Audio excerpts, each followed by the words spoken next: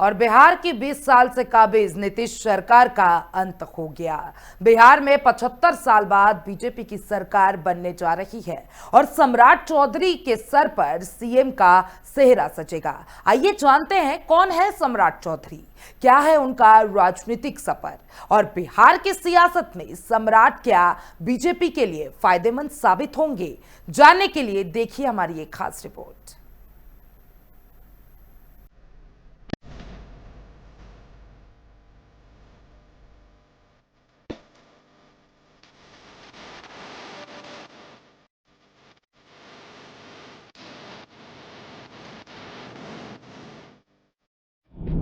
नीतीश कुमार के 20 साल के शासन का अंत।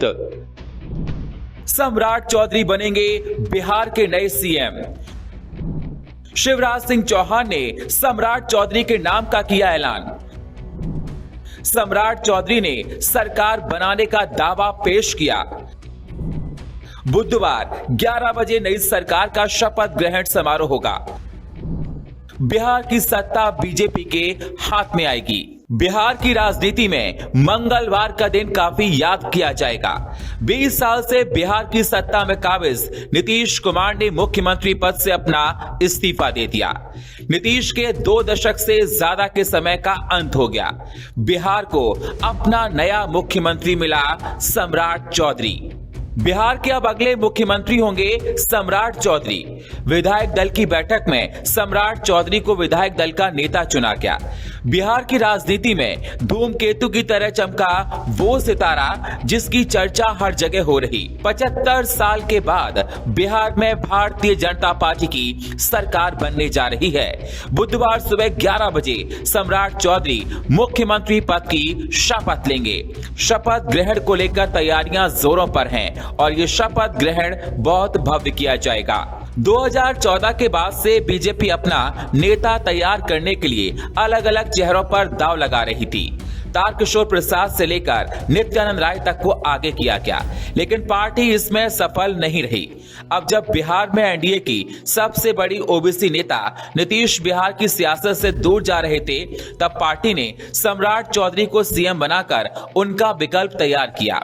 सम्राट चौधरी कुशवाहा समाज से आते हैं। नीतीश कुमार कुर्मी हैं। कुशवाहा और कुर्मी को बिहार की सियासत में लव कुश कहा जाता है। राज्य में कोरी और कुर्मी समाज की आबादी करीब 7% है। कोरी 4.21% और कुर्मी 2.87%।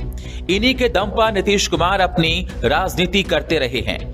ऐसे में लब के बाद कुछ के हाथ में सत्ता सौंपकर बीजेपी नेतृत्व इस वोट बैंक को बिखरने के से रोकने की कोशिश कर रही है। बीजेपी और नीतीश दोनों बिहार में एंटी लालू पॉलिटिक्स करते रहे हैं। उनका पूरा फोकस बिहार में गैर यादव ओबीसी को अपने पाले में एकजुट करने का रहा है। इसी समीकरण में सम्राट चौधरी बिल्कुल फिट बैठते हैं। कोरी बिहार में यादव के मुकाबले एक मजबूत पिछड़ी जाति मानी जाती है। सम्राट चौधरी लगातार लालू यादव के खिलाफ अग्रेसिव तौर पर वोकल रहे। उनके करियर को आइए हम जानते हैं। 1999 में राबड़ी सरकार में सम्राट चौधरी मंत्री बने। 2017 में सम्राट चौधरी भारतीय जनता पार्टी में शामिल हुए। 2023 में बीजेपी के प्रदेश अध्यक्ष बनाए गए। 28 जनवरी 2024 को नीतीश सरकार में डिप्टी सीएम बने। नवंबर 2025 गृह विभाग की जिम्मेदारियां मिली। संगठनात्मक अनुभव काफी अच्छा रहा। सम्राट चौधरी नए सीएम बनने जा रहे हैं, ये नीतीश कुमार भी चाहते थे। इसके सहारे नीतीश अपने वोटर्स को सीधा मैसेज दे रहे कि सत्ता अपने परिवार में ट्रांसफर करने की जगह अपनी बिरादरी को ट्रांसफर किया। नीतीश की पसंद होने के साथ ही सम्राट बीजेपी के उस प्रयोग में भी फिट बैठते हैं जिसमें पार्टी हिंदुत्व और मंडल की राजनीति को एक साथ ला रही है।